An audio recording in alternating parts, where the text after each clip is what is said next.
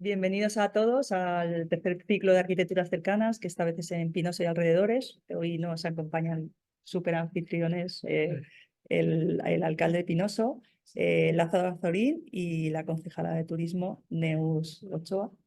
Y nada, simplemente pues comentaros que esto es un ciclo que se hacen de visitas y que pues empezamos en P3, luego seguimos con Monóvar, tratamos que nuestro colectivo llegue un poco más a la sociedad, que se conozca un poco lo que tenemos de manera cercana, de tanto arquitectura como también patrimonio, y también se trata un poco de descubrir o de dar valor a esas pequeñas cosas que hay en cada municipio que pueden ser como potenciales, ¿no? Es decir, Pinoso, pues a poco que te pongas un poco a investigar y demás, pues sabes pues que tiene toda la industria del vino, la gastronomía, que es ya bastante conocida, pero luego hay como un submundo que desde la arquitectura nos puede ayudar a todos como a crecer y a vosotros también, que es, pues, es todo el tema de construcción en seca, el tema de las canteras y demás. Y simplemente era eso, pues como una apuesta que hacemos por acercarnos, por difundir y por llegar a las personas. Y también para que conozcáis vosotros, que estáis en las administraciones, que podéis hacer maravillas, eh, ayudaros a enfocar ahí dónde podéis crecer y qué puede enriquecer a vuestra población. Y nada, Pues muchísimas gracias. Muy buenos días a todas y a todos. En nombre de la Corporación Municipal, junto con Neus Ochoa, concejala de Turismo, os damos las gracias por poneros en contacto con nosotros para poder desarrollar estas terceras jornadas de arquitecturas cercanas en nuestro municipio. Y para nosotros es todo un honor el poder compartir unos minutos con vosotras y con vosotros. Os tuteo con todo el respeto y cariño del mundo. Gracias también a Miguel Ángel por ser también el eslabón para poder estar hoy aquí y conocer un poquito más de nuestro municipio y de su arquitectura. Y decía que era interesante el poder compartir unos minutos con profesionales del ámbito de la arquitectura para hacer una pequeña reflexión en estos momentos con vosotras y con vosotros respecto a nuestro municipio. Un municipio de casi 8.000 habitantes del interior de la provincia de Alicante, que en su momento pues, no era ni tan conocido ni reconocido. Después empezó a ser reconocido en base al patrimonio gastronómico, a las bondades de nuestros vinos, como mayores productores de vinos de la provincia de Alicante y de vino ecológico de la comunidad valenciana. Pero aquí en nuestro municipio lo que había era muchísima gente trabajadora, mucha gente humilde, muchísimas familias en las que, como decimos, en los años 70 y 80, pues trabajaban en los distintos sectores primarios de nuestro municipio, pero con un prisma o una proyección de trabajo diario un poquito hermético dentro de nuestro municipio, ¿no? Y he de compartir con vosotras y con vosotros que finales de los 80 fue cuando en nuestro municipio empezó el movimiento asociativo y nuestro pueblo no hace tanto tiempo, y siempre se lo digo a los jóvenes en nuestro municipio, nosotros empezamos a poder disfrutar de lo que era un pabellón de deportes, de lo que era una casa de cultura, de lo que era una escuela de música, de edificios para compartir los unos y los otros, ¿no? En nuestra sociedad. Nuestros primeros años de infancia, nuestras tardes, era salir del colegio y era pues la periferia en los distintos barrios, incluso el Cabezo de la Sal, y no era como unas actividades ni extraescolares ni lúdicas, porque no teníamos unas infraestructuras, ni Pinoso tenía de ese trabajo. Incluso eran los primeros años de la EGB después de la transición. La administración local, como bien decías, Maribel, empezó porque lo viví en primera persona cuando mi padre, por ejemplo, fue concejal de deportes, de cultura, de educación, y eran personas que entraban en política por estar como representantes en los que eran las asociaciones de padres, de alumnos. Después pasaron a ser asociaciones de padres y madres y ahora ya son asociaciones de familias en los colegios. Y gente que trabajaba como mi padre en el sector industrial de la salinera, pues eran los que se implicaban como unos padres jóvenes, porque ellos sí que eran padres jóvenes, no, ahora ha cambiado bastante, se implicaban y al final entraban a participar de forma directa en política. Yo recuerdo cuando se hizo la Casa de Cultura en Pinoso, como os decía, el primer pabellón de deportes, aquellas inauguraciones y la satisfacción finalmente de cómo revierte en la ciudadanía toda aquella inversión que viene financiada por las distintas administraciones. Yo creo que hay que poner en valor a nuestros jóvenes que no hemos tenido siempre los recursos que tenemos ahora mismo. ¿Qué ha sucedido después ante todo en ayuntamientos? Que, bueno, pues ha habido muchísimos arquitectos, arquitectas que habéis trabajado por realizar unos proyectos y a veces yo he de decir que en nuestro municipio cuando se cambió el antiguo mercado, pues hemos tenido muchísimos problemas porque tenemos un cilindro, tenemos un proyecto que era muchísima innovación, pero con muchísimos problemas, ¿no?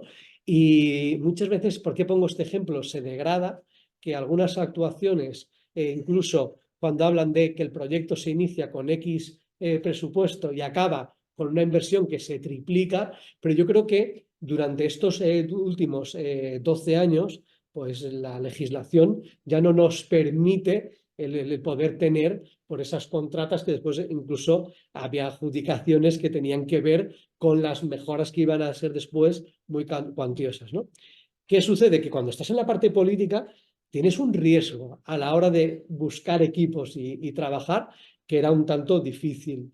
¿Qué nos ha sucedido a nosotros durante estos últimos años? Que hemos intentado ir de la mano con personas que han iniciado proyectos, que los conocemos y que a priori ese proyecto lo hagan suyo. Yo sé que está muy de moda esto de conocer al cliente, ¿no? Desde mi ignorancia respecto a este ámbito, como que conoces de la persona cuando vas a hacer su vivienda, por ejemplo. Pues a nosotros lo que nos interesaba muchísimo es saber este equipo que va a trabajar si realmente está viendo a través de nuestro prisma lo que queremos en nuestro municipio, si lo está visualizando. Y un ejemplo o varios ejemplos podríamos tener, como el tanatorio, que se hizo con el recurso acotado económico, que nunca me creí cómo finalmente salió con ese presupuesto, o este propio edificio. Nosotros lo que intentamos es tener muchísima comunicación para que realmente, finalmente, el usuario, que es al que nosotros conocemos como administración, pueda tener la garantía de que el espacio se ha acertado para el uso social. ¿Por qué? Porque nosotros entramos y salimos en el ámbito político, nosotros tenemos nuestras profesiones, pero después vamos a continuar viviendo en este municipio, vamos a continuar trabajando en este municipio, vamos a convivir. Entonces queremos que nos recuerden ante todo por un trabajo bien hecho como el que hace cualquier persona en nuestra sociedad, porque nosotros nunca hemos intentado entrar en el mundo político para que se nos reconozca y para tener el nombre en ningún rincón de nuestro municipio. Pero después tienes una satisfacción totalmente personal. Que en nuestro municipio se hiciese una residencia geriátrica hace X años, nosotros ni estábamos, en la que ha estado 20 años cerrada, en la que para algunos veíamos que podría ser mucho mejor para los usuarios, pues es cuando dices, oye, qué triste que no se utilizase en otro espacio teniendo un pueblo tan amplio. Pero en estos últimos años nos han preocupado dos cuestiones. Una era el uso y cómo revierte, y la otra, cómo podemos mantener nuestro patrimonio. Yo no soy un experto, como he dicho, yo soy maestro y psicopedagogo, pero sí que nos ha preocupado y cuando entramos en el ayuntamiento, lo primero que hablamos era del plan general, ¿no? El PGU, que un ciudadano de a pie dice, ¿pero qué es el PGU, no? Pues sí, empezamos a cambiar y a decir qué alturas se podían construir, en qué zonas de nuestro municipio queríamos que fuese la teja durante mínimo 3 metros para conservar la estética. Nuestro pueblo ha sido bastante castigado en base a las decisiones políticas que se tomaron. Pero no estoy haciendo un ejercicio de políticos buenos ni malos, porque ha sucedido en muchísimos lugares y con muchísimos colores. Yo no vengo aquí a dar ningún ejemplo de nada, pero sí que intentamos hacer una reflexión con nuestros ciudadanos e hicimos una relación y unas modificaciones del plan general. De hecho, por ejemplo, la casa de Don Pedro, que está justo enfrente de la Torre del Reloj, el monumento más emblemático, pues había una proyección, un proyecto con la Diputación de Alicante que se iba a derribar la propia vivienda y se iba a construir una biblioteca con 3 plantas, con 3 alturas. Yo digo, sí, nos cuesta pagar a una persona, vamos a tener en 3 alturas una biblioteca, qué luz, cómo, y además la parte suroeste iba a tapar la visión de la Torre del Reloj. Entonces ahí nosotros incluso sí que como políticos actuamos para decir, oye, esto no, esto no, esto no.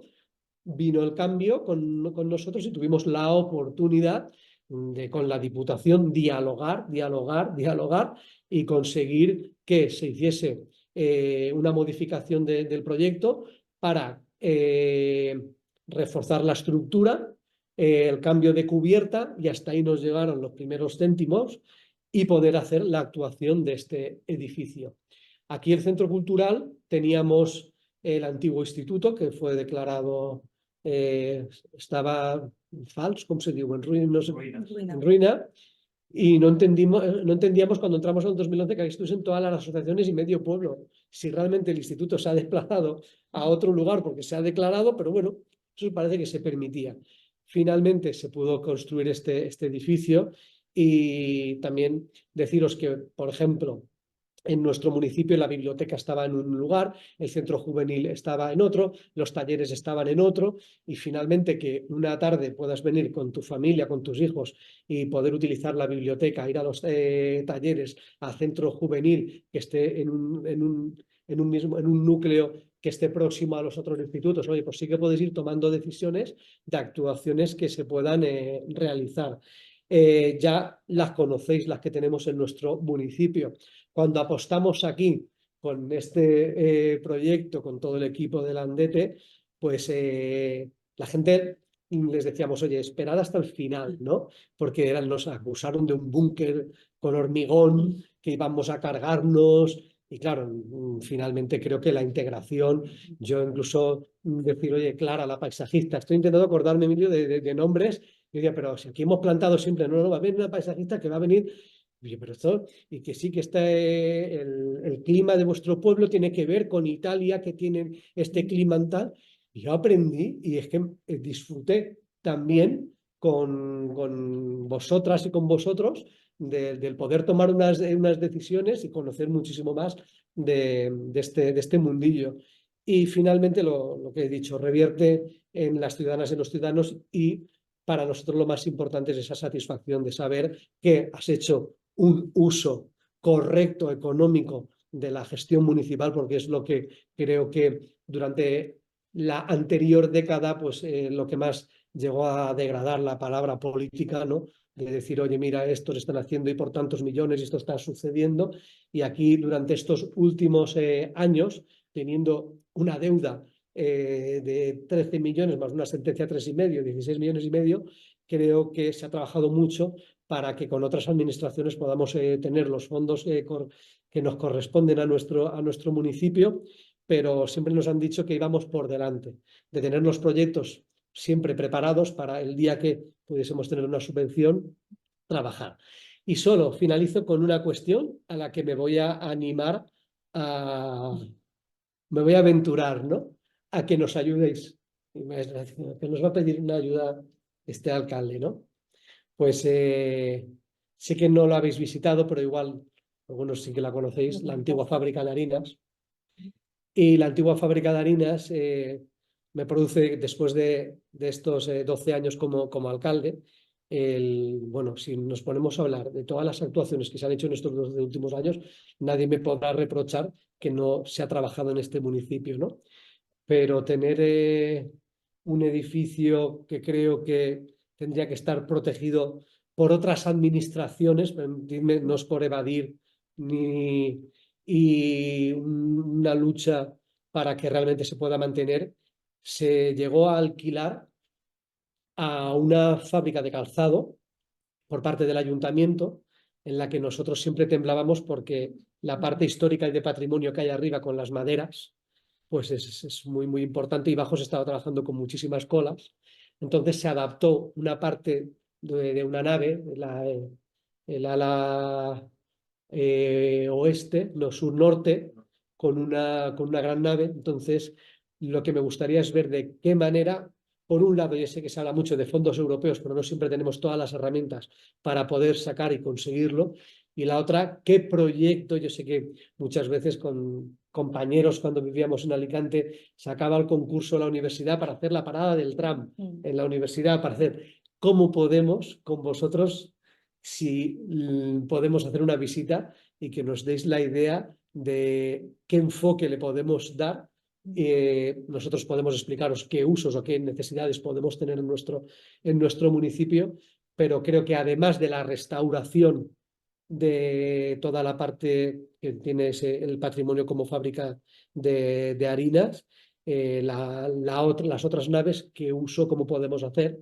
Se trabajó también la primera parte del Centro de Interpretación del Mármol y del Vino con Ángel Rocamora, pero tener nuestro museo y todo el patrimonio allí, tenemos que también valorar junto con Clara qué realmente elementos podemos tener para catalogarnos como museo, y se ha trabajado muchísimo con los PUCOS, Patrimonio de la Humanidad, Piedra Seca, y lo que queremos es que también nos alertéis en base a si algo consideráis que podemos modificar para proteger de nuestro entorno y nuestro municipio, que nos ayudéis a hacer un análisis en nuestro pueblo. Y bienvenidos a nuestro humilde pueblo hospitalario, muchísima gente trabajadora, y como decía Maribel, pues tener a mujeres que han trabajado 40 años en la restauración, que no tienen ni estudios primarios,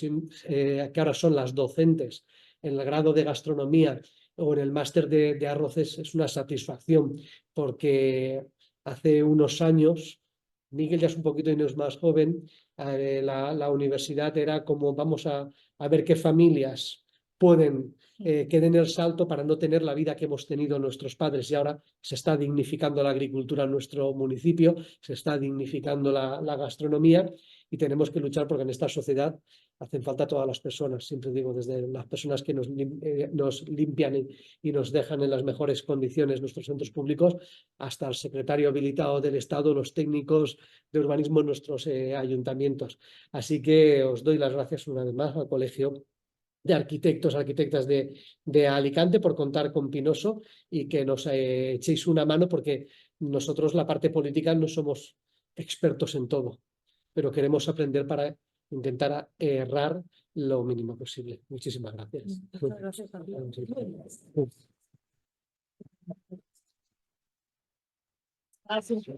Simplemente te tomo la palabra, te tomamos todos la palabra. Si hay que firmar algo, se firma. Una visita, una visita. Sí, o sea, yo creo que habrá que hacer una visita y la ayuda va a ser mutua. Es decir, porque nosotros os podemos ayudar, pero vosotros nos tenéis que ayudar también como colectivo. Tenemos una bolsa de trabajo de gente que está ahí, que podéis tirar, y sobre todo respetar un poco el trabajo del arquitecto. Es decir, pues lo que estáis haciendo, o sea, dejarnos un poco intervenir en las ciudades. Y yo creo que eso es un proyecto, eso es un futuro concurso de ideas. Habrá que buscar financiación para premiar como está mandado a los ganadores, y en cuanto haya unos fondos y tal, tirar para adelante. Y si aparte la intervención que se haga en esa fábrica de harinas está hecha con piedra seca, pues ya... y se habla de las casas cueva o algo así, o sea, puede ser un poco todo. Hay mucho. Así que nada, Pues muchísimas gracias. Nosotros vamos a dejar Sí. con Clara y con, perdóname, Alicia. y Sí, con Alicia. no, sí, Como tenemos el Día del Villalgo el domingo, Vale, tenemos ahora también gente de la universidad, vale, otras personas, pero no sé si alguien nos quiere preguntar algo antes vale. de salir o decirnos algo. Pues nada, os voy a presentar a Alicia Martínez Antón, que bueno, he puesto un bloque que se llama La arquitectura sustantiva, ¿no? Y bueno, ella nos va a presentar su tesis doctoral, que está basada en un estudio completo que lo cataloga con gran detalle de las casas cuevas de toda la comarca. Alicia Martínez es arquitecta por la Universidad de Valencia, especializada en patología. eh, un currículum larguísimo. No, os destacaría que ha obtenido pues, varios premios internacionales. En su tesis ha estado premiada y ha realizado, aparte, pues, aparte de todo eso, de dar clases en la universidad y tal, pues ha realizado más de 20 edificios de vivienda, unifamiliares y tal. Yo creo que para mí fue un descubrimiento, ¿no? Porque encontrar este tipo de trabajos que a veces se quedan como los cajones me llamó mucho la atención porque, bueno, luego vas a mirarlo y te das cuenta de la cantidad de esfuerzo, trabajo y también como una motivación personal para intentar, ¿no? Catalogar todo, que es así bastante admirable y simplemente la quería compartir con todos. Así que nada, te doy paso rápidamente. Bueno, pues nada. Yo primero quiero agradecer al Ayuntamiento de Pinoso y al Colegio Territorial de Arquitectos de Alicante el poder estar aquí. Y tengo que decir que estoy doblemente contenta y muy feliz porque es la primera vez que voy a hablar de las casas cuevas del Vinalopó Medio en una población del Vinalopó Medio. Siempre hablo de esto, pero en Valencia o por ahí, pero nunca aquí. Así que estoy muy feliz y muy contenta. Bueno, la charla que os voy a... Uy, ¿ahora no va esto? Ah, sí, sí, sí. La charla que os voy a dar, voy a intentar ser breve porque estamos justos de tiempo, pero tengo mucha documentación, más información que queréis al final o al final del día. Luego me podéis preguntar cosas, me he traído material para que lo veáis. Bueno, está basada un poco en la investigación que hice para la tesis doctoral y yo aquí solo os voy a contar un poquito en qué consistió la investigación, un poquito de arquitectura excavada. Los que sois de Pinoso o de pueblos de aquí de la comarca sí que la conocéis bien, pero a lo mejor otros no. Y los resultados que obtuve a nivel de la comarca y un poquito los de Pinoso. Y luego me salto pues esos 3 puntos que están para los que están en negro, y hablaré unas pinceladas de gestión y puesta en valor, ejemplos que se han hecho en otros sitios, también brevemente pues, para coger ideas. Bueno, en principio la motivación surgió a partir de 2008 por un encargo profesional, tenía que ver con esto. Yo descubrí más claramente esta tipología. A raíz de pues, se me ocurrió que podía arrancar trabajo de investigación en 2012-2013 en un pequeño punto de la Romana y de Monóvar. Y a partir de esa investigación me di cuenta de la bibliografía que consulté, todos los trabajos, nada, pero lo que es nada o de muy poca relevancia sobre arquitectura excavada o casas cueva, concretamente en la comunidad esta. Digo, pues sí, tiene que haber un montón porque hay tan poco escrito. Y fue lo que me llevó a arrancar un trabajo más envergadura que terminó en la tesis y pues eso, de a conocer todo lo que tenéis aquí, que no es poco.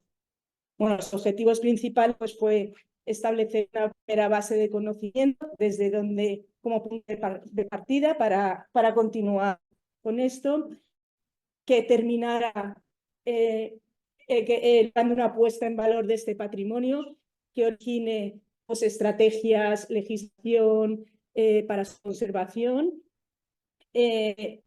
concienciar acerca de la necesidad de establecer unos criterios de restauración, porque casi todos, tanto empresas como todos los oficios, nosotros sabemos restaurar edificios en general, pero a lo mejor la estructura excavada ya no tanto, o hay pocos especialistas. Pues estaría muy interesante establecer la necesidad de establecer unos criterios y unas técnicas que se conociera por todos. Y luego transferir los resultados, que es un poco lo que estamos haciendo, no solo a nivel académico, sino socioculturalmente también. Vale. Lo que es la metodología de la investigación fue muy extensa, me llevó años, como 4 o 5 años. Fueron 5 fases. La primera, recopilé datos preliminares, sobre todo por parte de técnicos municipales. Aquí en Pinoso me atendió Luis Miguel Tormo, que me habéis dicho que está jubilado ya. A partir de esos primeros datos, ya por mi cuenta, fui indagando, localicé todos los conjuntos que he podido localizar, ya estoy segura que hay muchísimos más, con ayuda del SIPAC, de Google Maps, del Catastro, y muy importante con entrevistas de habitantes que viven en la zona, pues que te van diciendo dónde hay buenos conjuntos. El trabajo de campo, como ya he dicho, fue muy extenso en el tiempo. se hicieron fichas de campo para poder registrar las características relevantes que se iban a notar de cada una de las cuevas que se iban a encontrar. He pasado por ahí los planos, estos son 32 casos de estudio, se hicieron, o sea, se cogieron 52 casos de estudio de cuevas que sí que se pudieron visitar, porque la gente está viviendo y no todo el mundo te deja entrar en su casa, o algunas están en ruinas y no se puede entrar.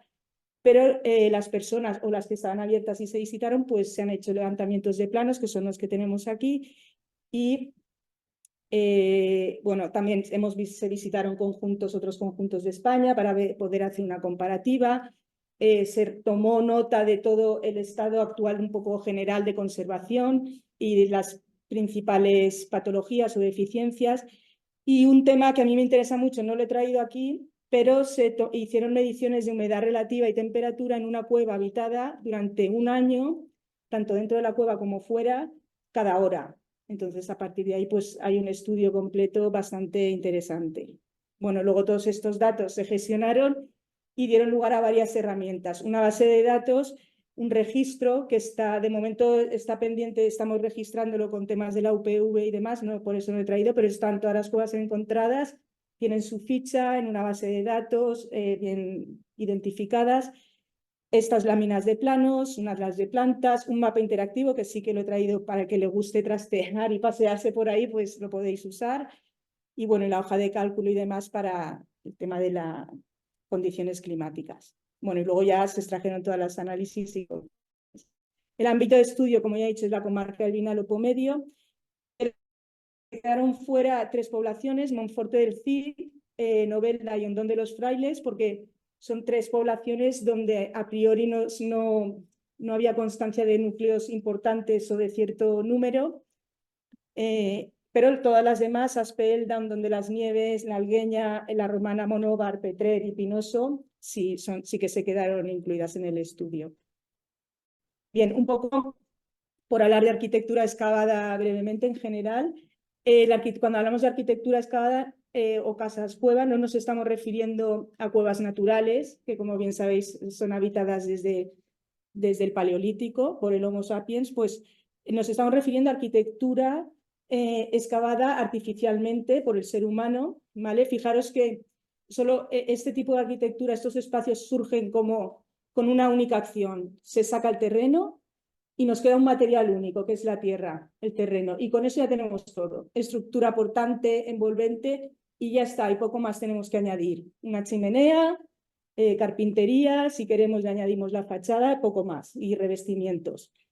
Para que esta arquitectura pueda surgir, sí que es necesaria una serie de condiciones climáticas y geológicas.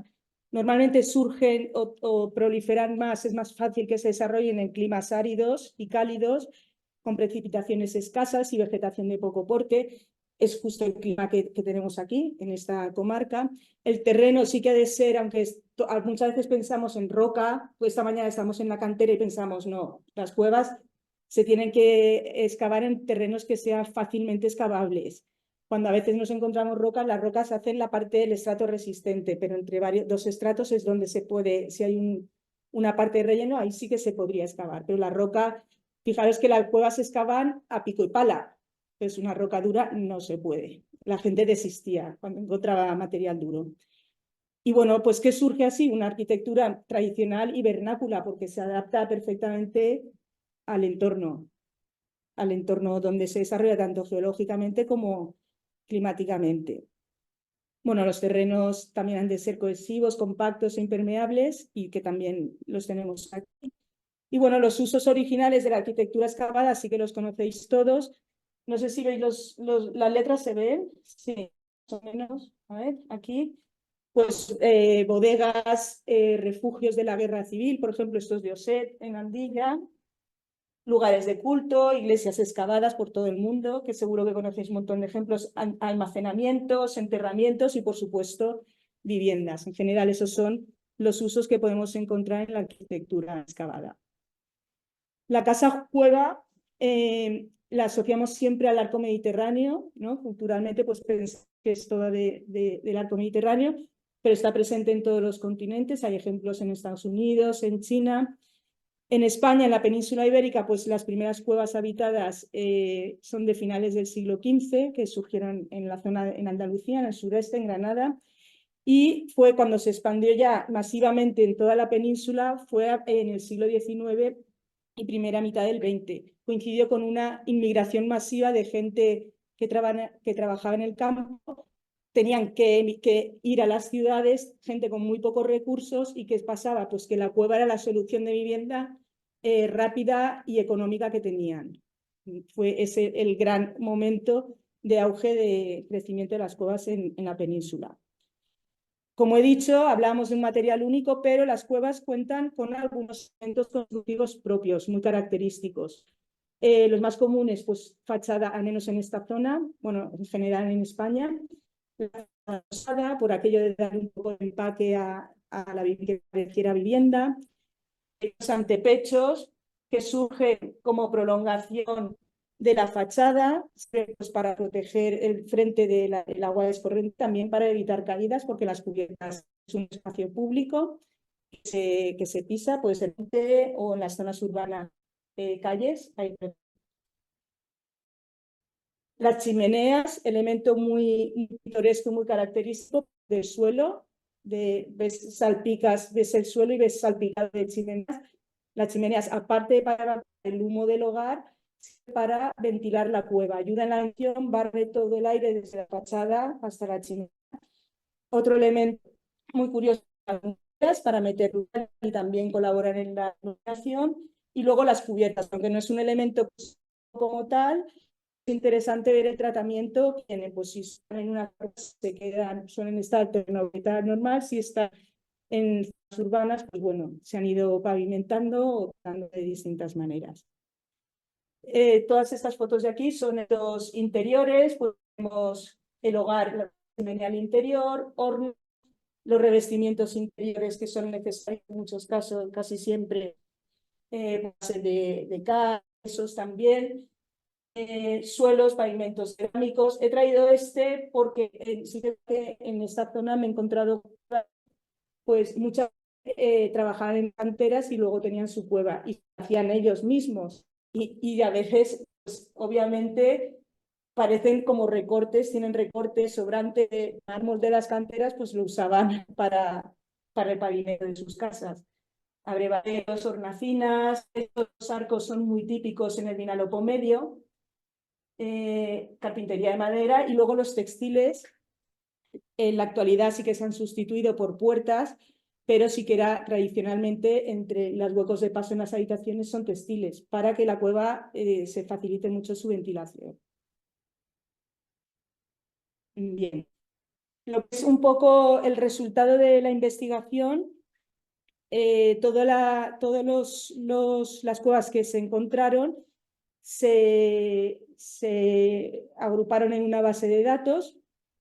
Se definieron una serie de variables o características que se iban a anotar para cada cueva estudiada, que bueno, son estas. Para cada una se estableció más o menos su antigüedad, el tipo de entorno, la de urbanización donde estaban, el tipo de terreno, se estableció una tipología atendiendo a los accesos, agrupación, tipologías arquitectónicas, se anotaron también los elementos construidos que tenían. Y muy importante también el estado general de conservación y para mí el grado de utilización. El grado de utilización se definía si estaban habitadas o no, o permanentemente o estacionalmente, pero en definitiva si estaban habitadas o no. Esta es la ficha tipo que está recogida en el registro con todas estas variables y bueno, un par de fotos para cada una de las cuevas. El resultado, es que como no es mi puntero, el resultado del registro, pues lo tenéis un poco aquí. En Pinoso yo he catalogado, he registrado 86 cuevas, soy consciente de que hay bastantes más. En total, en toda la comarca, 1018, cosa a mí me sorprendió, esperaba encontrar muchas, pero la verdad es que no tantas. Y bueno, tenéis aquí pues todas las poblaciones. Sorprende mucho, Monóvar y Petrer son poblaciones grandes, tienen muchas, pero también tienen muchos habitantes, pero sorprende, no sé, me imagino que todos conocéis en la zona, posiblemente mejor que yo, pero Hondón de las Nieves y La Algueña, para lo pequeñitos que son, pues, y los pocos, sobre todo los pocos habitantes que tienen, es sorprendente. Y ya digo, estas son las que he encontrado yo, con lo cual aquí yo creo que hay mucho que rascar. Bueno, en Pinosó hay 3 núcleos identificados, Barrio Cuevas en ser núcleo urbano, donde está el grueso de las cuevas de aquí, 68, y luego en Ensebres el Collado, pues el resto, así hasta 86 que tengo registradas. Bueno, un poco resumen por caracterizar el conjunto de las cuevas de esta comarca, pues se estableció, analizando toda esa base de datos y sacando pues datos estadísticos, la antigüedad oscila la mayoría entre 1800 y 1900, la mayoría están también en ámbito rural, no es el caso de Pinosó, pero en general en el conjunto de la comarca sí, con pocos elementos de urbanización. Las geologías, no he hablado de geologías, pero básicamente hay 3 tipos de geología en la comarca y cada cueva sí que responde un poco a ese tipo de terreno.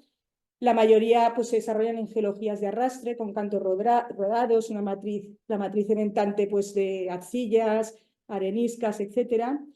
Y bueno, los tipos arquitectónicos predominantes son los más simples, sin construcción en el frente o con una parte solo, pero que se mantiene el carácter total de la cueva. Son muy... Ay, que me he pasado a Pinosó.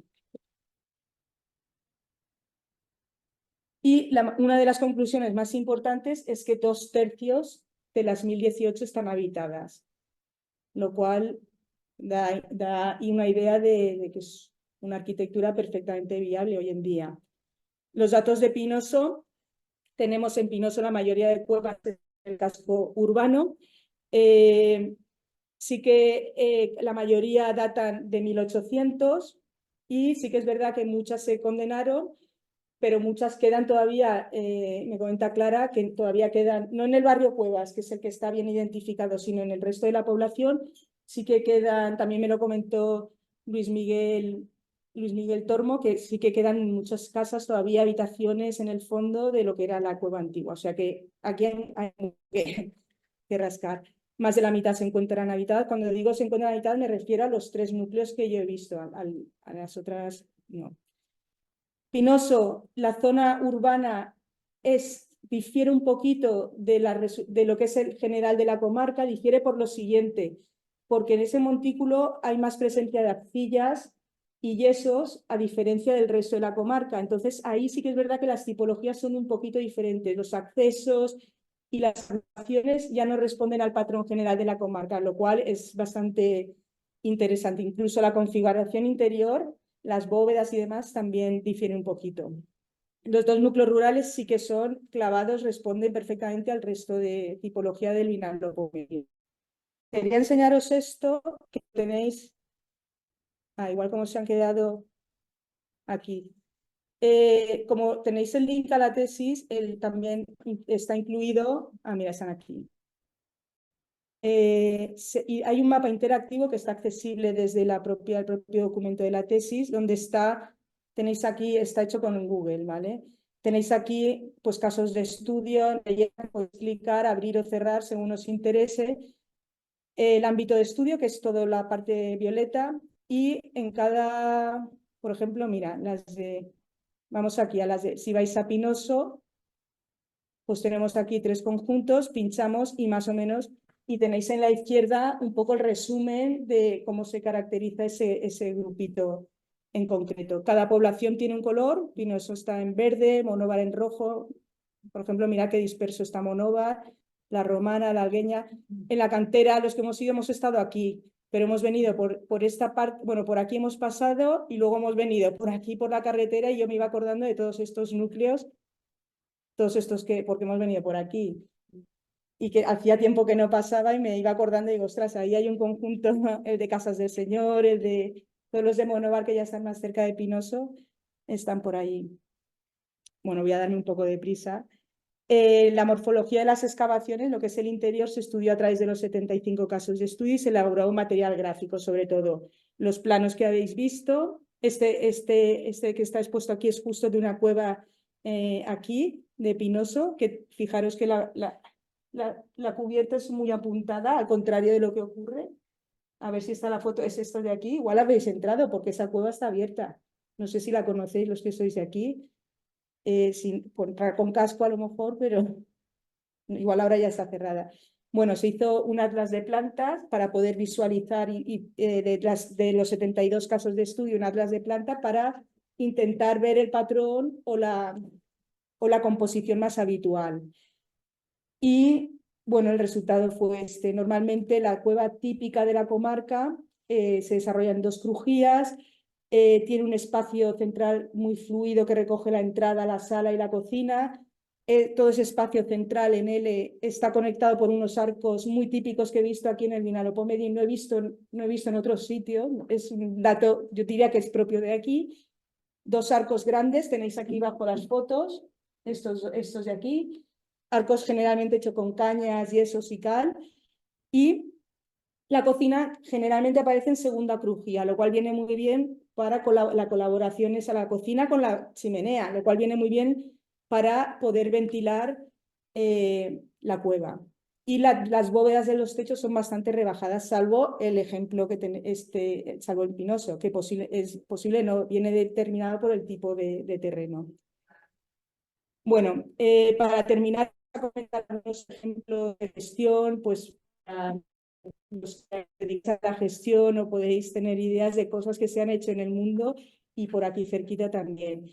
Claro, si nos ponemos de ejemplo los así de madera, nos deprimimos un poco, porque claro, el punto mental de las excavaciones de madera es brutal. También es un sitio que es patrimonio de la humanidad de la UNESCO, se ha rehabilitado, se ha recuperado desde el año 86, se desalojó a toda la gente, pero no hace falta llegar a eso, recuperar a una escala más pequeña, que es lo que tenemos aquí. Bueno, ejemplos de cuevas por todo el mundo, visitadas, podemos estar más o menos de acuerdo con gestionado turísticamente o no, pero bueno, son ejemplos que se pueden servir de inspiración. Santorini, la región de Loira en Francia, las en Libia, las de aquí abajo, las de China, no están habitadas, pero he traído un poco, como he hablado de que hay cuevas en otros continentes, pues de ejemplo. Los conos de la Capadocia, también patrimonio, las cuevas de Magmata en Túnez. No voy a hablar, voy a dejar esto aparte porque he traído algo de bibliografía, pero bueno, si a alguien le interesa, me lo preguntáis después. Si venimos a España, pues lugares bien conocidos, más o menos. Os invito a que los visitéis todos si os gusta el tema, porque es interesante. Setenil de las Bodegas, Sitía de Monte Aragón, la gente vive en las cuevas y muchas son para alojamiento turístico, pero muchas son Guadix, seguro, aunque no hayamos, bueno, yo sí que he estado, pero aunque lo conocéis seguro, son barrios de cuevas, barrios habitados y además tienen un atractivo turístico, la gente va a mirarlo. Las cuevas de Guadix, sí que quería comentar que, perdonad, las cuevas de Guadix en 2012 sí que con el ayuntamiento promovió la recuperación de varias cuevas, se ha hecho centro de interpretación, se ha mantenido como era originalmente la vivienda. ¿Vale? Es cierto que en Granada ha habido muchas iniciativas para recuperar barrios, también porque es el sitio de más cuevas hay en la península. Y quiero destacar, aunque no vaya a hablar de este proyecto que va acompañado, este proyecto que derivó en un libro.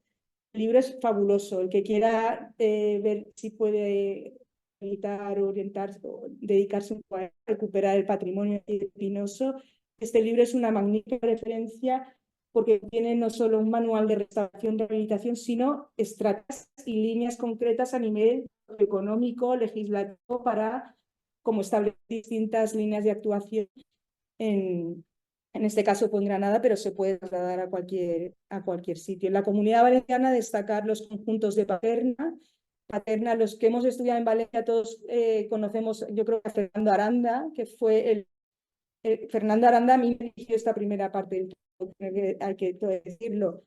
Y Paterna, pues más o menos en su momento se conservó y la gente, son barrios donde la gente vive, el barrio de la Torre, Y muy interesante, y si no habéis ido, también os invito a ir a Bocairent, que también han hecho un esfuerzo tremendo por conservar les Covetes dels Moros, que ahora ya es un bien protegido, les Covetes del Colomer, que es un centro de interpretación de les Covetes dels Moros, y son en la misma tipología. Y ¿habéis estado en Bocairent? Pues tú sí, a que es fantástica la visita. Subes, tienes que escalar con cuerdas, porque yo lo recomiendo, está fenomenal. Y luego nos acercamos un poquito más en Alicante.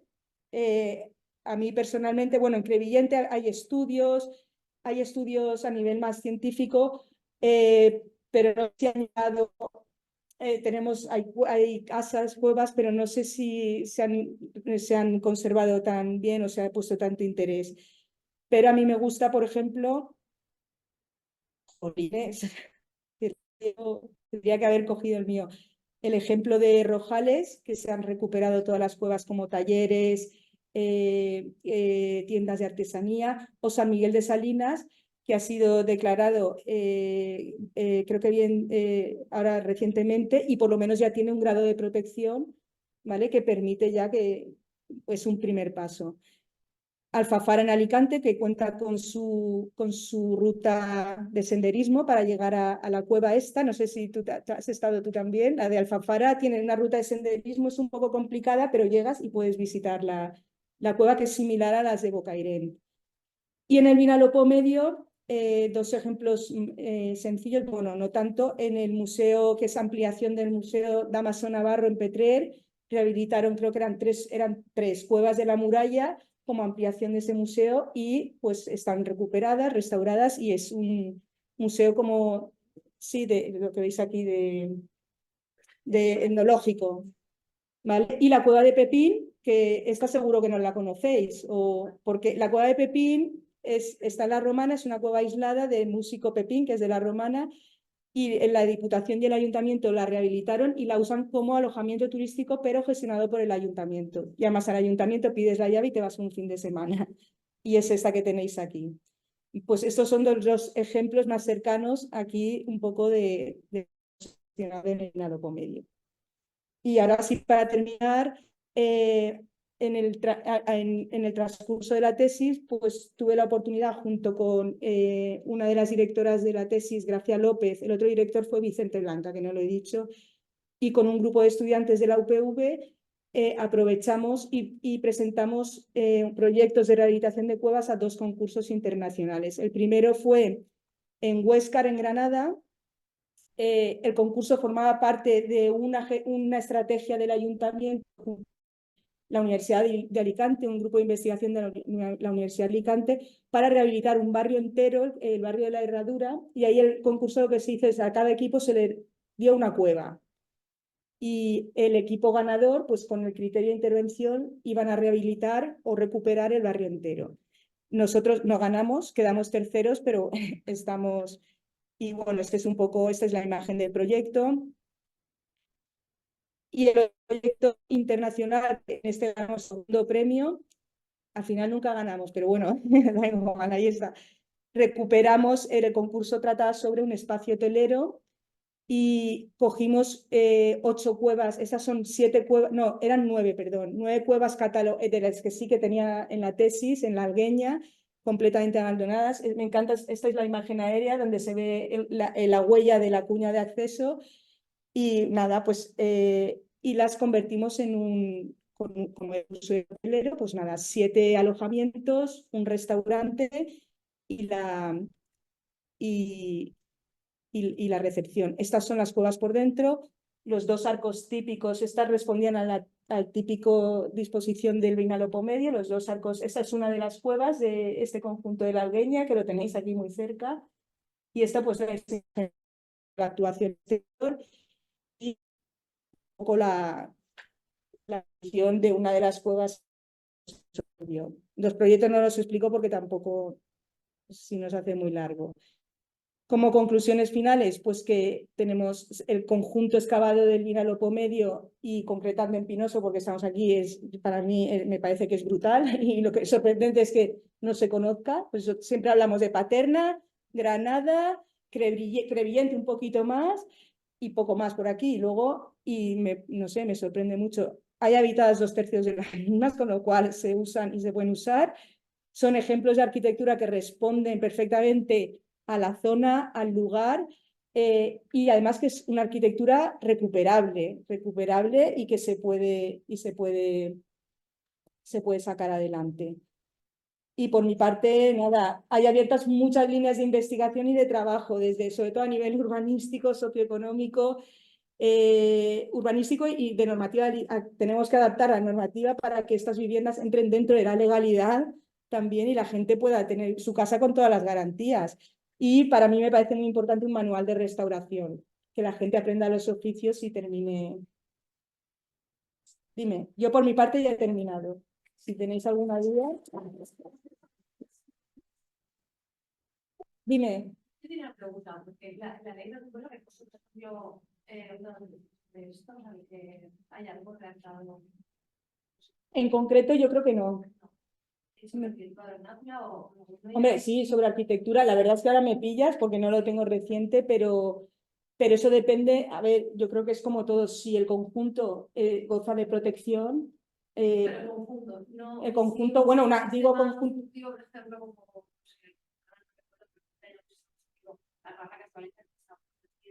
yo creo que en sitios en Andalucía sí, yo creo que en la zona esta no. ¿Esas casas son propiedades que están registradas? O sea, la gente que vive ahí, esa vivienda es su patrimonio.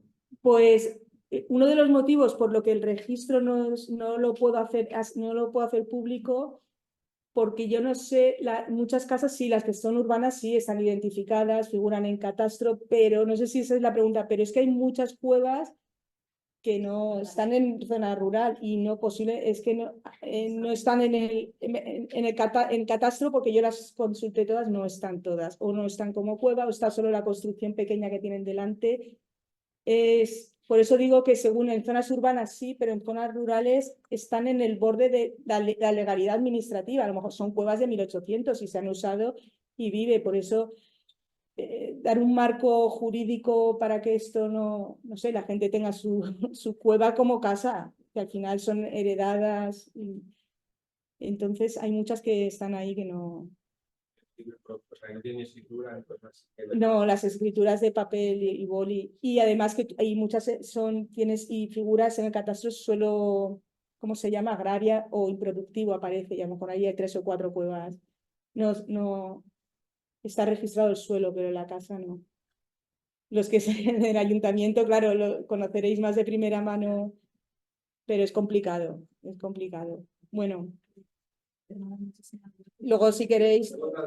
Sí. A nivel de renovación del aire del interior de esa vivienda, ¿solo con la chimenea esa que has dicho es suficiente? Pues mira, los datos de humedad relativa y temperatura, no te lo vas a creer, pero la máxima humedad relativa registrada en el año, me lo sé de memoria porque lo repasé ayer, es el 77% de humedad. O sea que la chimenea en segunda crujía, si tú no tabicas mucho y no tabicas, quiere decir, no cierras los huecos, un 77% máximo en una cueva es poco. La cueva que estudiamos está en la Romana, ¿vale? Que no es, pero el clima es el mismo, más o menos. Es sorprendente. No hay humedades por condensación, no hay. Hay a lo mejor filtraciones, capilaridad muy poco, casi tampoco, porque ya procuraban excavarlo en sitios con suelo seco, pero humedades de condensación no hay. Fíjate. Había patios. Sí, los patios no lo he explicado, pero una de las, cómo se clasificaron las tipologías, fue aparte de en función de las construcciones que tenía delante, el patio excavado y su posición. Podría estar en la cuña de acceso o en el fondo. Entonces se han establecido dos tipologías. Es muy bonito el patio excavado, porque entras y entonces las estancias más profundas también tienen ventilación y luz. Dime. Yo quería puntualizar una cosa, lo que estás diciendo de la humedad y la temperatura y tal, cómo afecta a este tipo de construcciones, por ejemplo, el hecho de que se urbanice demasiado sobre ellas. En el momento tienen asfalto, te lo digo por experiencia propia, en el momento tienen asfalto encima. Se acabó lo que se daba. Pues mira, ya que estás aquí, es una cosa, si le pones asfalto o un material impermeable, aunque sea una capa de cemento, te has cargado la cueva. Te la has cargado. Las cuevas, el terreno es duro, a quien se lo estaba contando antes. Por ejemplo, en arcillas o en los conglomerados estos de arrastre, la cueva tiene su consistencia, las arcillas pues las dejas secar y ya son impermeables, los terrenos de arrastre se cementa la costra gracias al agua carbonatada, pero entonces en cuanto tú le quitas eso, es que se hacen polvo. Y aquí en Pinoso, con el terreno que es complicadillo, de arcilla seguro que lo habéis visto un montón. Yo no es que conozca los casos de Pinoso, pero por ejemplo en Armenia sí. Sí, esa sí te la cargas. Ahí está la casa cueva de padres de mi suegra y la casa se mete por debajo de la calle y tiene problemas la casa desde que asfaltaron. Y antes no, correcto. Nunca habían tenido problemas. Pues por eso es necesario un manual de restauración, son 4 cosas, porque lo de la cubierta es súper importante, lo de mantener la chimenea, que no entre agua también, porque cuando la abandonas entra agua y ya te has cargado todo. Y materiales que se emplean para revocar, Que sean transpirables. Se ha dejado de utilizar los materiales tradicionales, se emite un instrumento también. Sí, hay muchas cuevas que están ahí con gotelé, entonces, pues, jolín. Pero por eso sí que es importante contar con unas herramientas técnicas, luego ya las jurídicas y administrativas por otro lado. Bueno, pues vamos a hacer un repasito un poco rápido, ¿vale? Es uno de los cucos que más se está en las redes sociales, por decirlo así. Y digo esto porque bueno, pues es importante dar visibilidad y estamos en la época de la tecnología, nos manda tanto. Y es verdad que como veréis, hay algunos recursos que son interesantes también para vosotros para ir conociendo un patrimonio que no sea solo el de Pinoso o incluso no sea ni siquiera el de la provincia. Luego os daré una referencia que creo que os puede ser útil. Como estábamos hablando, ¿se corta? Bueno, vaya lo mismo, lo veis igual. La catalogación de los bienes que tengamos, en este caso los de piedra seca, son fundamentales, porque sin ese trabajo sin herramienta, no sabemos lo que tenemos, no sabemos lo que tenemos que proteger, no sabemos lo que tenemos que difundir o no sabemos lo que queremos transmitir, ¿no? Quiero decir, cuando vosotros os planteáis, por ejemplo, hacer un edificio en medio del campo, en una finca en la que se quiere contratar pues un chalet, ¿no? Una vivienda, pues no sé hasta qué punto se puede tener en cuenta este tipo de condicionantes, ¿no? La arquitectura que nos encontramos en el paisaje en el que vamos a trabajar, ¿vale? Y cómo vamos a intervenir o cómo vais a intervenir como arquitectos en ese paisaje tradicional, en esos usos tradicionales o cómo pueden convivir las dos cosas. Entonces, bueno, en este caso nosotros hemos aprovechado las subvenciones de consellería que existen para hacer precisamente catálogos de infraestructuras de piedra en seco que han salido después de que la consellería formase pues, parte del expediente de la declaración de la UNESCO, no de las construcciones, sino de la técnica. No hay ninguna protección directa sobre las construcciones de piedra seca, sí sobre la técnica de construcción, porque está en peligro. Porque no nos quedan artesanos, nos quedan muy pocos y necesitamos proteger esto.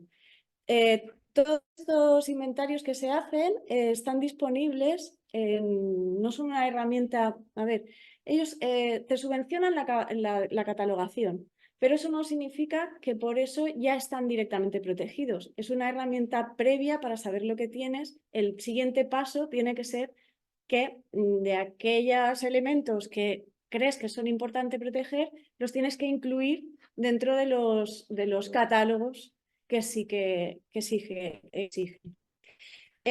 Nuestro estudio, que se ha hecho en 2 años, podemos decir que la tipología de las estructuras que encontramos, que en total han sido 275, que sabemos que hay muchas más, ¿vale? Tenemos, bueno, lo podéis ver, cucos, elementos indeterminados, puestos de caza, eras, criaderos de conejos, corrales, aliviaderos.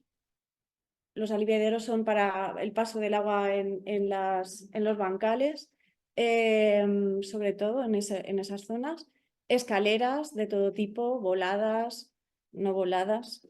Perdonad mi terminología, como ya habéis dicho en mi presentación, no soy arquitecta, no pertenezco al gremio.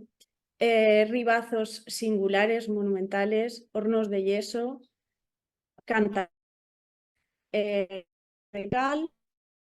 cambiados, incluso mojones. El estado de todas estas estructuras, podríamos decir, que están en mal estado de conservación, 35% en bastante buen estado y presentan distintas deficiencias, distinto grado de deficiencia, el 27%. Este es el verdadero problema para un ayuntamiento como gestor de un patrimonio, que el 6,2% está en manos privadas. Esto nos obliga sí o sí a que si hay que hacer algo con este patrimonio, pues hay que llegar a acuerdo, hay que adquirir.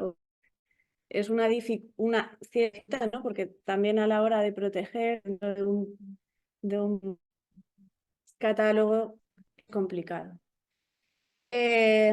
Nosotros vamos en el expediente también, nos adherimos al expediente de declaración de la UNESCO en su momento y ahora nos hemos adherido también a la ampliación de ese expediente.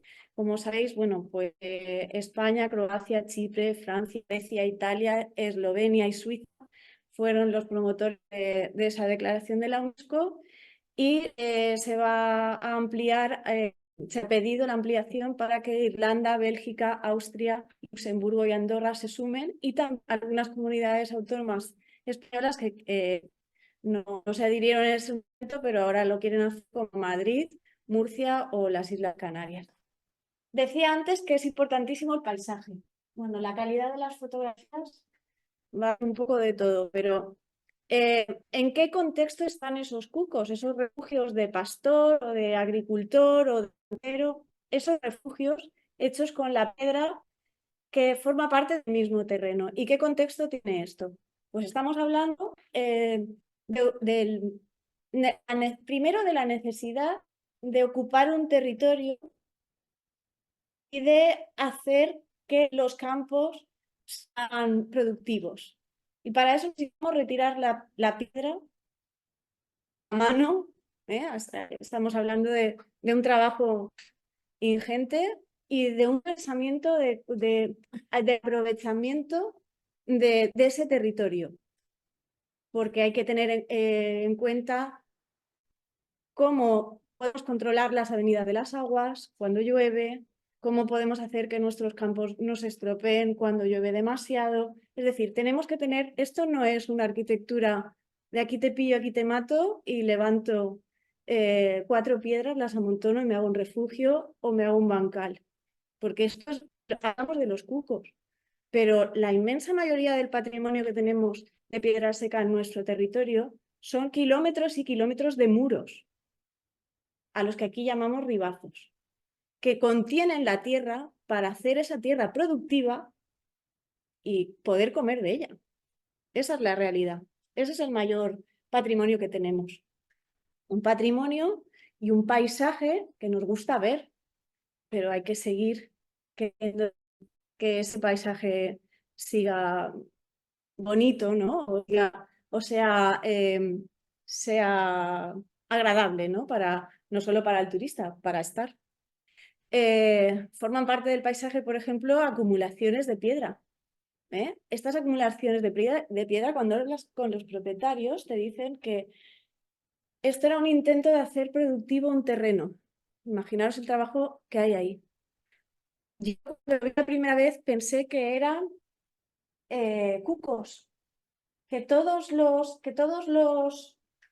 esos cúmulos de piedra tenían la puerta hacia atrás, porque además los vi por el norte, normalmente tienen la puerta hacia el sur o sureste, y cuando llegué pues vi que no, que eran simples acumulaciones de piedra, que además las suelen hacer aprovechando dónde están las costras del terreno, donde no vaya a poder plantar un tipo de cereal, en este caso, ¿no? Y bueno, y al final se cansaron. Es un bancal, parece como plantado de montones de piedras, ¿no? Podemos encontrar cosas tan curiosas como tú hablabas antes de la arquitectura excavada. Para mí esto también es arquitectura excavada. Esto es un canac, una mina de agua, ¿vale? Esta sería la puerta de acceso. Veis que tiene un canal también todo con piedra por dentro, y esta fotografía es también de una de las lumbreras. Esto está todas las fotografías que vais a ver están en el término municipal de Pinoso. Hay que entender también que forman parte del paisaje otros elementos hechos con piedra o aprovechando la piedra que tenemos.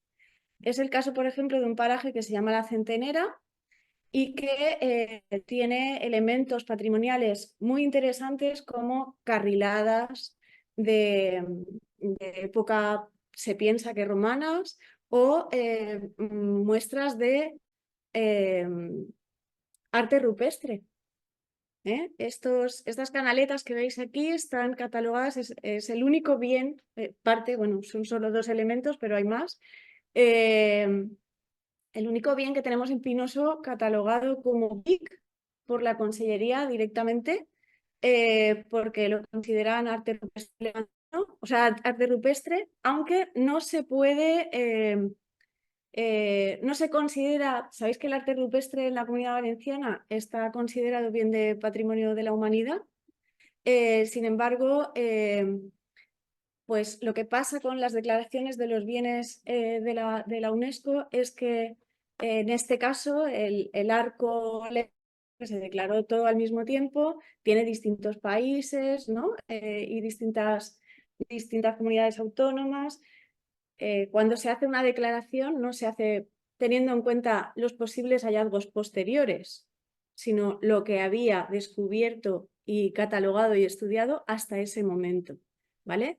Son un montón los elementos patrimoniales que tenemos en la Comunidad Valenciana, pero no solo en la Comunidad Valenciana, en todos los países que forman parte de esta declaración, los elementos que se han quedado fuera, ¿vale? Algunos no como esto, verdaderas joyas, por ejemplo, de la pintura o sea, del arte rupestre en cuevas que se han quedado fuera de esa declaración con todo lo que eso implica. Posibilidad de ayudas para la puesta en valor, no puedes decir tengo un patrimonio de la humanidad en mi municipio, para la gestión y todo este tipo de cosas. Pero sí puedo hacer otro tipo de intervenciones. Bueno, algo muy importante que sucede también en el contexto nuestro, pues hay muchos muros de piedra, por ejemplo, como estos, que tienen 2 caras, los llamamos malacones, y en algunos casos son corrales, forman parte de corrales para el paso de ganado. Estamos en una zona en la que la vereda real de Serranos, una de las veredas principales que nos atraviesa, ha sido utilizada, digo era porque ya no prácticamente no se usan, no aquí, sino prácticamente en toda España, ya no se hace transhumancia, que también se acaba de declarar Patrimonio de la Humanidad. Pero el patrimonio relacionado con la transhumancia también es muy a tener en cuenta. Muros, corrales, apriscos, refugios para los pastores transhumantes. Bueno, entramos un poquito para que veáis la tipología es muy, muy diversa. Estos dibujos que tenéis están hechos por un vecino de Pinoso que estaba haciendo unas prácticas de arquitectura y aprovechó para hacer unos dibujos sobre los cucos y ya podemos ir un poco entrando en materia. Ninguno es igual, son todos muy diferentes. Como veis, por ejemplo, este tiene escaleras voladas para poder acceder al mantenimiento de la cubierta. ¿Vale? No tenemos posibilidad de datar con exactitud estas construcciones. Esta, por ejemplo, bueno, le pasan muchas cosas a los cucos, muchos están en abandono.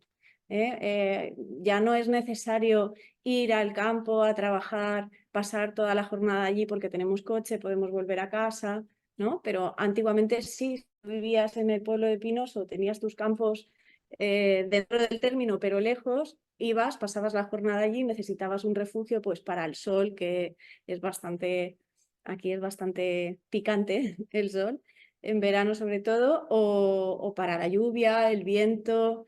Son refugios que están pensados también con idea de refugiar a la persona, pero también a los animales. O incluso algunos que pueden haber sido utilizados como parideras para los trashumantes. En este caso es un cuco al que delante le construyeron como un corral que con el tiempo pues lo taparon con uralita y pudieron aprovechar más el espacio y que, bueno, como veis, la uralita está rota, en este caso por un pedrisco. En este caso es otro cuco de la zona de la Centenera, que es una zona donde tenemos canteras antiguas, canteras de piedra. Entonces, este caso es un cuco para refugiarse los mismos trabajadores de la cantera. Y como veis, la cubierta en este caso no es por aproximación de hiladas, que es la técnica que más se utiliza en la mayoría de ellos. Y bueno, pues un paralelismo de ese mismo cuco en una cantera antigua o un antiguo refugio, en desuso hoy día no son así, de las canteras del Coto de Pinoso. Esto en los años 70, 80, 90, con los mismos bloques que nos sirven para hacer la venta, pues si los apilamos podemos hacer un refugio eventual o incluso los comedores para los trabajadores. Se pueden hacer muchas cosas con ese tipo de piedra de desecho que no puede utilizar. Bueno, este es el cuco también, esto está en la Centenera, es el cuco de Isabelita, así es como estaba hace unos años con su dibujo y tal. Este está encima de la misma escombrera de una antigua cantera y bueno, pues se la comen los conejos. Hacen que es un problema que nosotros tenemos más o menos controlado, pero por ejemplo, la arquitectura de piedra del seco, por ejemplo, en la zona de Minaya, en Castilla-La Mancha, bueno, pues los conejos, si queréis ver una arquitectura interesante, que sí, que lo es, Minaya, id pronto porque los conejos están haciendo estragos. Esto es hoy día que está reparado, ha habido una intervención por un grupo de voluntarios que, bueno, estamos aprendiendo, unos con más mano y otros con menos, estamos aprendiendo un poco la técnica y siempre con el permiso de los propietarios vamos actuando para que no. Este es muy curioso, es el único que tiene clave para cerrar la cubierta por aproximación de hiladas, no es de los más grandes, pero es un cuco muy cookie. Y bueno, pues para que veáis, hay mucha diversidad de ellos y este es el que os enseñábamos al principio. Este de abajo, si veis, tiene escaleras voladas a los dos lados y bueno, tiene un porte, este es grandísimo, creo que podríamos caber casi todos dentro. Y estas son cosas que le suceden a los cucos. La construcción que veis arriba se conoce como el cuco del tío Elías, aunque no es un cuco hecho con piedra seca solamente. Si conocéis algún paralelo de este tipo de arquitectura, por favor, dadnos información porque es una auténtica ruina, está en un estado muy, muy, muy avanzado ya, pero es una chimenea muy singular. No conocemos paralelos cercanos ni muy lejanos tampoco. Esto está todo en el término de Pinoso, está en dirección a Yecla, casi ya en el término con Yecla. A las faldas de la Sierra de Salinas. Particular. Dice una particular, porque te fijas en el vídeo de Silvia, lo ves. La chimenea es, estamos hablando de la fotografía de arriba, ¿vale? La chimenea es brutal. Esto pensamos que esta construcción, que delante sí tiene un cuco sin cubierta, pensamos que esta construcción está relacionada con el paso de ganados trashumantes. Esta construcción la tenéis que conocer sí o sí, porque además está a punto de caer. Y como arquitectos la tenéis que conocer. Sí, claro. O vamos un día, porque yo creo que con todo esto es que os apetezca conocerlo en el terreno. Este cuco que hay abajo, bueno, pues es una curiosidad. La cubierta cayó y en el revoco que hay en el dintel pone que las tejas, bueno, es lo que nosotros pensamos, que las tejas las pusieron en 1870 y no sabemos cuándo, porque se ha caído el último número, pero es muy interesante pensar que una estructura como esta se cae la cubierta y se le ha dado un segundo uso poniéndole, ¿no?, una cubierta con madera, tejas, para seguir utilizándola. Es interesante, a mí por lo menos me lo parece. Tipos de cubierta, que la mayoría son accionadas y bueno, pues esta de la izquierda es un ejemplo de empeño por seguir dando uso a una construcción que ha perdido la cubierta. Aunque sea para refugiarme o para meter los utensilios agrícolas, ¿no?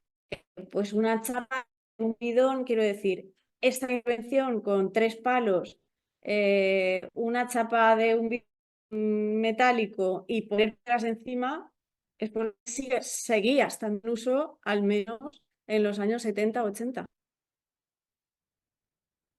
Y bueno, y luego dentro encontramos elementos interiores como pesebres, bancos excavados. Lo que os decía antes, elementos exteriores, pues escaleras integradas en un ribazo para pasar de una pieza a otra, o voladas, o por ejemplo la salida de humos de una cubierta abovedada.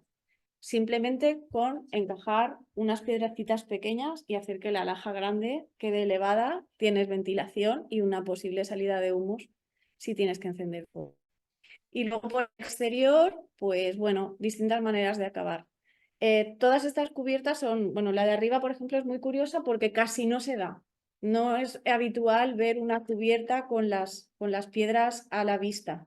Lo normal es ir cerrando, controlando los pesos conforme construyes.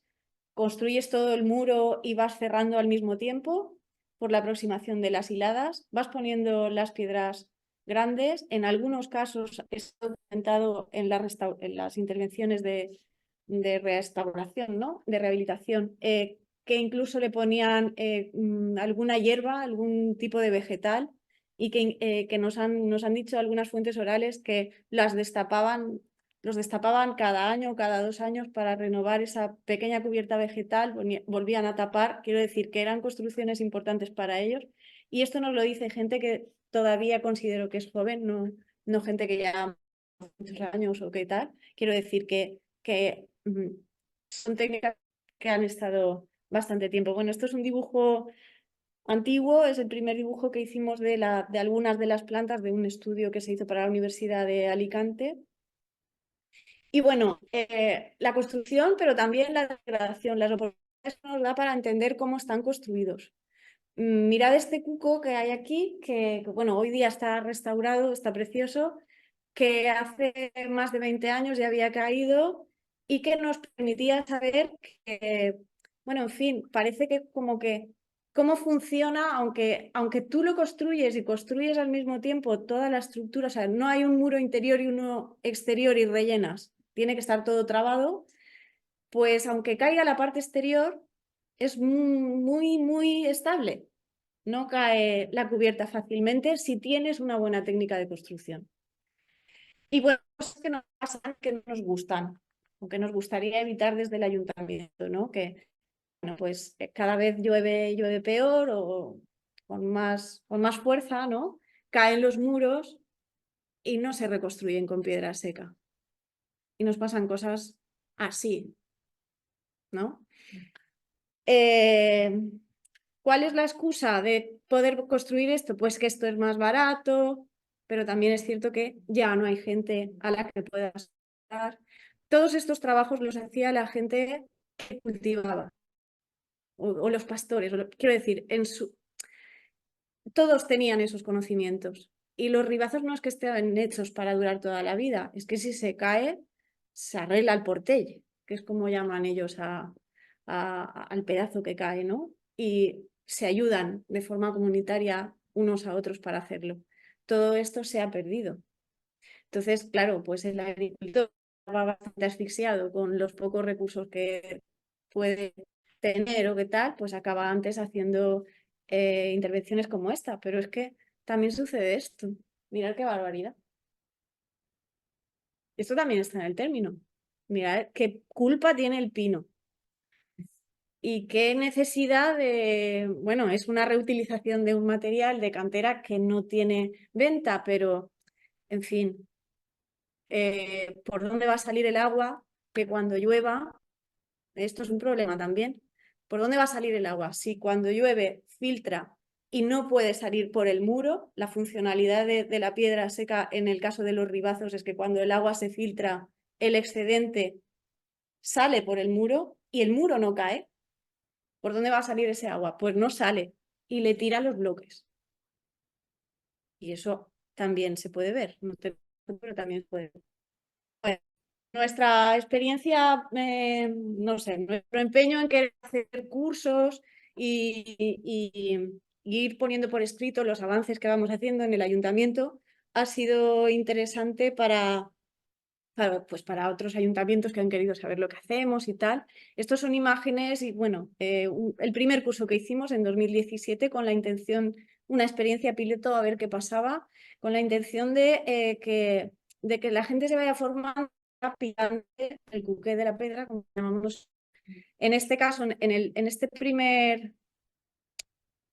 primer caso, ¿qué he hecho yo? A ver. Pues ya también me he liado yo con esto. A ver. Aquí. En este primer caso, en estas tres fotos, un pequeño cuco derribado al lado de un camino que accede a la pedanía de Lel. Prácticamente desde el camino de acceso, que es un poquito más alto que el nivel del bancal, parecía como un pedregal, una acumulación de piedras simplemente. Cuando bajas al bancal, pues nos encontramos, es la primera foto que veis a la izquierda, luego en proceso a la derecha, cómo se va construyendo y al final cómo conseguimos dejarlo. Está todo hecho con piedra del terreno. Esta piedra se llama, por los locales, taperal. La costra que arrancaban para poder cultivar, que hemos dicho antes, que no es lo mismo que ir a buscar una piedra arenisca o tal de una cantera y tal. Y bueno, pues en ese curso nos planteamos, esto fue en una propiedad privada, pero nos venía muy bien porque la mayor concentración de construcciones de cucos están en esta zona precisamente que se llama ni más ni menos que el Toscar de Lel, ya lo dice todo también la palabra, Pedra Tosca. Y bueno, pues como está al lado de la carretera, también nos puede servir como un primer punto para una pequeña ruta, un bucle, para ver distintos cucos en los que podemos ver uno tan modesto como este, reconstruido ahora, pues a nuestra manera, con una arquitecta y paredadora profesional que probablemente conoceréis, Ivana Ponsoda, y que, bueno, pues también nos permitió hacer una puesta en valor con reconstruimos un pequeño juguete y hicimos la segunda iniciativa. En 2018 hicimos alcoholes para olivos en la zona de cementerio. Porque por ahí pasa mucha gente paseando y que vieran que se podían hacer cosas como intervenciones en jardines, en chalets, ¿no? Ese tipo de cosas. Bueno, esto lo vamos a pasar rápido. Hemos hecho un encuentro de piedra seca en 2019, que son las actas que habéis visto, y muchas actividades en torno a ello. Hemos podido publicar las actas desde el ayuntamiento hemos estado en algunos municipios contando lo que vamos haciendo y quiero ir pasando rápido esto. Esto, por ejemplo, es un ribazo que no es nada habitual encontrar. Se lee bien, año 1911, bueno, yo lo leo bien, vosotros no sé. Es jugar con la piedra, con dos tipos de piedra diferente al menos para poder leer los años. No es solo la colocación, sino el tipo de piedra, los tonos de color o tal para hacer este tipo de cosas. Y nos ayuda a datarlo. Esto está en el barrio de las Cuevas, detrás del cole de Santa Catalina. Pero cosas que, aunque tenemos cierta conciencia en el municipio, nos pasan. La valla, para mi entender, la valla del jardinamiento que se ha hecho está demasiado cerca. Este muro va a necesitar intervención en breve, no sabemos cuándo, pero está mostrando cansancio y deterioro importante. En los muros no se puede actuar por delante, la piedra que pongas por delante cae. Hay que hacer cuña cuando construyes, cuando vas encajando las piedras y las piedras se encajan por atrás. La degradación viene sobre todo por la piedra y la afección de la humedad. Entonces, pues bueno, tenemos conciencia, pero tenemos deberes. Este es otro muro que tenemos en el término. Este está en el campo, no está en el casco urbano. Y bueno, pues 3 letras, las 3 iniciales del nombre, los apellidos del propietario y el año de construcción, 1916. Algo importantísimo. Los ribazos, los viveros, hemos dicho, bueno, para nosotros es muy importante, ¿no? Porque en valor su trabajo, nos han construido el terreno. Pero luego también fijaros la diferencia, por ejemplo, de piedra, de lo que hemos visto antes, de ribazos o cucos construidos con la piedra prácticamente sin tocar, sin trabajar, o esto, donde no cabe apenas ni una moneda o un billete.